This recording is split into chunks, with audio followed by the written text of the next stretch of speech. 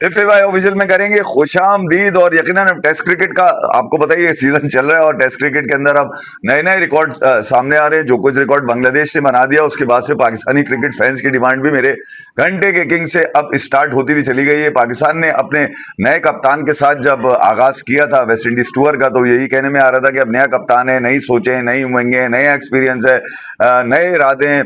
और वो इरादे यकीनन वेस्ट इंडीज के नजर भी आए, जहां पर पाकिस्तान ने टेस्ट सीरीज को ड्रॉ किया। Babar Azam player of the series बने, 193 रन उन्होंने, 193 रन उन्होंने बनाए भी। और उसके बाद पाकिस्तान के 3 मैचेस से इंग्लैंड के अंदर, जबकि पाकिस्तान अब लीड्स पहुंच चुका है। मतलब अब मैं जरा करीब आ जाऊं तो लीड्स पाकिस्तान पहुंच चुका है, जहां बाबर आजम का अब जो चैलेंज है वो बढ़ता हुआ नजर आ रहा है। अभी हालिया जो बांग्लादेश की जो जीत है, इसने एक तो टेस्ट क्रिकेट में जो बांग्लादेश की 23 साल के बाद जीत आई है, इसने टेस्ट क्रिकेट को एक नई उड़ान दी है, नई पहचान दे दी है।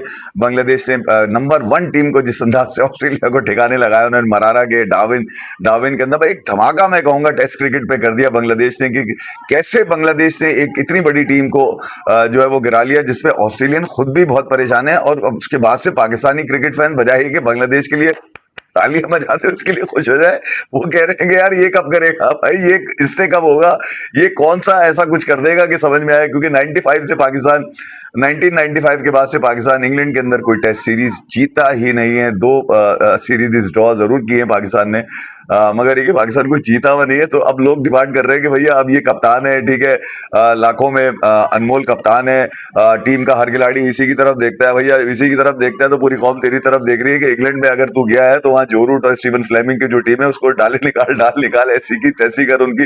क्या इस तरह की चीजें बाबर आजम से एसोसिएट कर लेनी चाहिए? क्या ये खामख्याली अब होनी चाहिए? या तो विन है या तो लन है, या इसके ऊपर ही रहना चाहिए? मेरा मुद्दा यही था कि अब बांग्लादेश की जीत के बाद यकीनन पाकिस्तान के जो क्रिकेट फैंस हैं वो बाबर आजम से भी ये डिमांड करते नजर आ रहे हैं, क्योंकि उनकी उंगली के चर्चे तो बहुत रहे, मगर वो उंगली करेंगे कब इंग्लैंड की जीत के लिए? तो ये भी बड़ी अहम चीज है कि बाबर आजम की जो उंगली थी वो अब लीड्स पहुंचते पहुंचते मैंने देखा कि यार कुछ तस्वीरें भी मुझ तक पहुंची, कुछ वीडियोस भी मैंने देखी, वहां उंगली के ऊपर कुछ भी नहीं है। हो सकता है छोटी मोटी बैंडेज स्किन कलर की हुई भी हो, मगर इतना क्लोज मैंने देखा कि उनकी उंगली में कुछ नहीं है। घूम रहे हैं, फिर रहे हैं, खा रहे हैं, रेस्टोरेंट जा रहे हैं, शॉपिंग वगैरह कर रहे हैं, इंग्लैंड वगैरह घूम रहे हैं, क्योंकि फिर इन 3 मैचेस की जब सीरीज शुरू हो जाएगी तो बीच में मौका लगेगा नहीं आगे पीछे जाने का। लीड्स के बिल्कुल ही करीब ब्रेडफोर्ड है, जहां पाकिस्तानी और इंडियन खाने मिलते हैं। यकीनन जब तक वो लीड्स में रहेंगे तो खाना पीना तो वहीं चलेगा, वही दावतें सारी वहीं चलेंगी, क्योंकि अब आपको पता ही है मसाले वाली पार्टी जो होती है, नल्ली नाए, पाए नहारी, पुलाव, चिकन कढ़ाई, मटन कढ़ाई, कीमा वीमा, ये वो तो सारा ब्रेडफोर्ड के अंदर ही मिलेगा। तो खाने पीने की तो वहां टेंशन नहीं है, मगर जो टेंशन थी बाबर आजम की उंगली को लेके, और लोग ये भी जानने की कोशिश नहीं कर रहे थे कि पाकिस्तान भैया अपनी प्लेइंग 11 लीड्स के अंदर हेडिंगले लीड्स में रखेगा क्या, क्योंकि बड़ा वहां पर आपको जीते हुए हेडिंगले लीड्स में जीते हुए बहुत टाइम हो चुका है। तो पाकिस्तान वहां पर बाबर आजम की, क्योंकि नए कप्तान बन के गए हैं, वो नई उम्मीदें लेके गए, जैसे मैंने आपको स्टार्ट में बताया, तो वो क्या फर्क डालेंगे। यकीनन उंगली भी ठीक है, और वो इस मरतबा लन को हटा के विन की तरफ जाने की कोशिश करेंगे, और ये ऐसा होना भी चाहिए, क्योंकि पाकिस्तान ने अभी प्रोफेशनल काउंटी क्रिकेट जो है वो उसके खिलाफ जो वार्म अप मैच खेला था वो भी जीता। तकरीबन कोई 7 विकेट से पाकिस्तान वो मैच जीता, जिसमें सऊद शकील के 100 भी आए। इमाम उल हक ने भी आड़ मोड़ के 80 रन खींच दिए, ताकि यार वो इंग्लैंड के खिलाफ सीरीज के अंदर अपने आप को किसी तरह ऊपर लाने में कामयाब हो जाएं। तो पाकिस्तान की प्लेइंग 11 में असद शफीक, अब्दुल्ला शफीक, जो वेस्ट इंडीज के अंदर जब से नॉट आउट आ रहे हैं, वहां एक जबरदस्त उन्होंने 160 की इनिंग भी खेली। दूसरी इनिंग में भी वो बड़ा अहम रोल प्ले किया, जहां पाकिस्तान वो मैच जीतकर सीरीज बराबर की। तो ये देखा जाए तो पाकिस्तान, सऊद शकील अब फॉर्म में आ चुके हैं, जो कि वेस्ट इंडीज सीरीज में नहीं थे।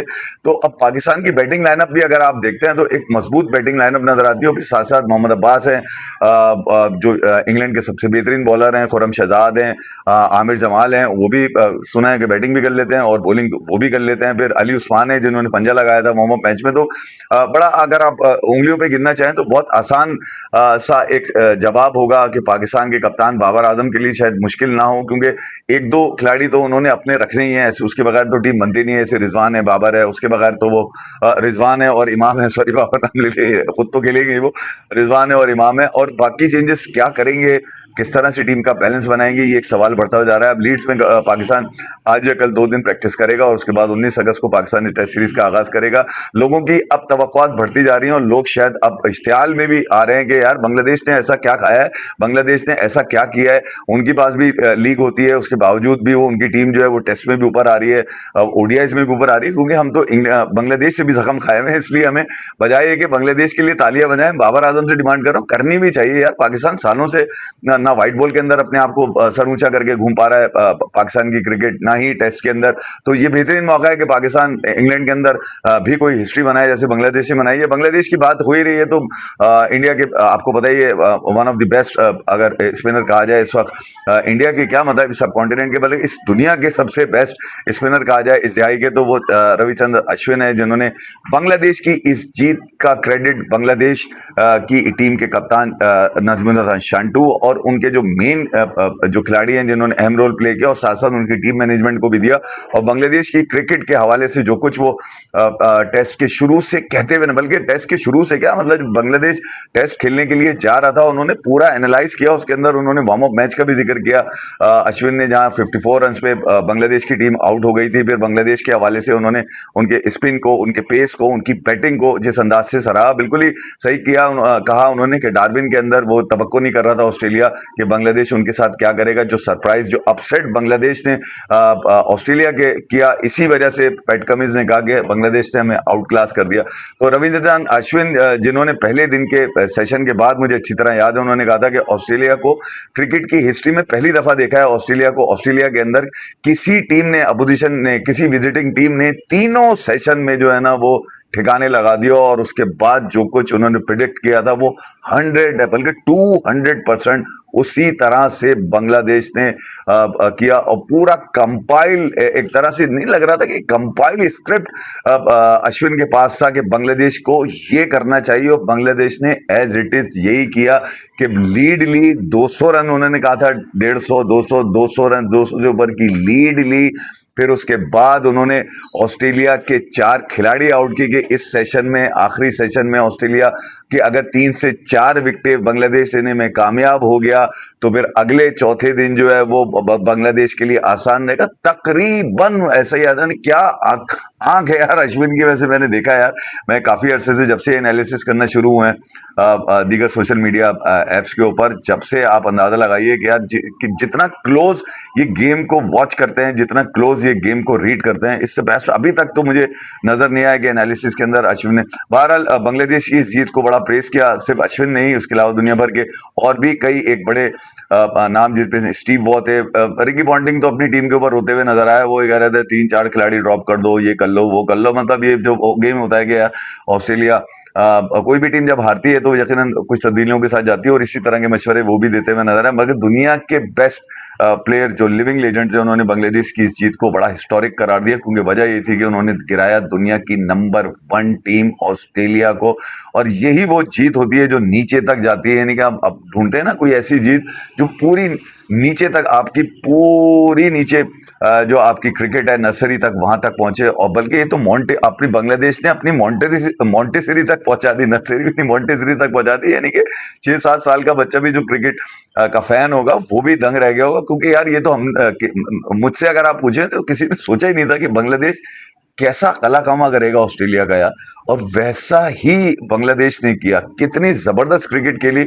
और उसके बाद से ही पाकिस्तानी क्रिकेट फैंस, मैंने आपको कहा ना कि बजाय कि बांग्लादेश की खुशी पे, जीत पर खुश हुए, तालियां बजाएं, वो कह रहे हैं बाबर आजम तुम्हारी ऐसी की तैसी, तुम भी ये करके दिखाओ, इंग्लैंड में कोई हिस्ट्री बना के दिखाओ। बेहतरीन मौका है बाबर आजम के पास कि वह 2026 में जो है वो पाकिस्तान को इंग्लैंड में कम से कम सीरीज मार दें यार, सीरीज मार दें। ये मैं नहीं कह रहा, ये लोग अब कहते हुए नजर आ रहे हैं, डिमांड करते हुए नजर आ रहे हैं। आज बहरहाल श्रीलंका और इंडिया के दरमियान गॉल के अंदर जो टेस्ट मैच खेला गया, एक तो बहुत लेट शुरू हुआ, 40-45 ओवर का गेम हुआ, जहां पर इंडिया ने 9 विकेटों के बाद 460 रन किए। मैन ऑफ अगर कहा जाए इस बैटिंग के 460 रन के अंदर देवदत्त पाटिकल सबसे अहम खिलाड़ी हैं, जो उन्होंने 100 मारा था पहले दिन। आज दूसरे दिन इतना लंबा खेल नहीं हो सका, शायद खिलाड़ी बोर भी हो गए थे, ऋषभ पंत, और उसके बाद जब वो आए तो आधा दिन तो ऑलरेडी गुजर ही चुका था यार, मतलब उसके इधर सुबह से उठने के बाद बोर ही हो गया होगा। ऋषभ पंत तो वैसे ही सुस्त आदमी, थोड़ा तो बहुत सुस्त तो है वो। और वो फिर मुझे लग रहा था दिल से नहीं खेला। कुछ लोगों ने क्रिटिसाइज किया है पंत की आज की परफॉर्मेंस को, कि बहुत ही कोई डिफेंसिव होता है, फिर एकदम से वो जो है ना शॉटें मारना शुरू कर देता है, फिर एकदम डिफेंसिव हो जाता है। तो उसका स्टाइल ऑफ प्ले यही है। पंत को अगर जो लोग रीड कर रहे हैं एक जमाने से, जब से पंत इस क्रिकेट के अंदर है, उसका अंदाज यही है भाई, वो उसी अंदाज से खेलता है। वो उससे अपने आप को कोई नहीं बदला, ना वो किसी से इंस्पायर है, ना वो किसी को कॉपी करता है, बल्कि दुनिया उसकी इस स्टाइल को कॉपी कर रही होती है। देवदत्त पडिक्कल ने अपने निशान छोड़े हैं और ये बताया कि वो यकीनन नंबर 3 के इस वक्त दोबारा से कंटेस्टेंट बन सकते हैं। अब देखना ये होगा कि इंडिया की जो बॉलिंग है वो क्या रोल प्ले करती है। अभी तो खैर प्रसिद्ध कृष्णा और कुलदीप यादव क्रीज के ऊपर है, जहाँ कुलदीप यादव ने कुछ रन बनाए। ध्रुव जुरैल की एक इनिंग अगर मैं कहूँ कि यार एक इंप्रेसिव इनिंग थी, जहाँ पे उन्होंने 60 प्लस बॉल्स के ऊपर 50 रन किए। ये एक तेज तरीन रन थे जो यकीनन इंडिया को सपोर्ट किया उनके टोटल के अंदर। 500 लोग प्रेडिक्ट कर रहे हैं कि 500, जो कि मुझे नजर नहीं आता कि कल अगर इंडिया बैटिंग के लिए आएगा भी तो शायद बड़ा मुश्किल होगा कि वो कुछ रन ऐड करने के बाद आउट हो जाए। तो ये देखना ये होगा कि 3 स्पिनर जो इंडिया शुभमन गिल ने अब खिलाए हैं वो क्या रोल प्ले करते हैं, जिसमें कुलदीप यादव है, रविंद्र जडेजा और मनव सूतर। इनका रोल बड़ा अहम होगा। आज बॉल आखिरी कुछ सेशन के अंदर काफी टर्न होता हुआ, स्पिन होता हुआ नजर आया, जो यकीनन जिसका फायदा इंडिया के कप्तान शुभमन गिल को उठाना पड़ेगा। तो ओवरऑल यही था। मैंने सोचा कि यार एक छोटा सा आप लोगों के साथ इसके अंदर मंजन ऐड कर दूं, जहां पर अब बाबर आजम से भी कहा जा रहा है अब कोई लन नहीं है, अब सिर्फ निकलो तुम्हारी ऐसी की तैसी। अपने बात कर लेंगे। Thank you very much.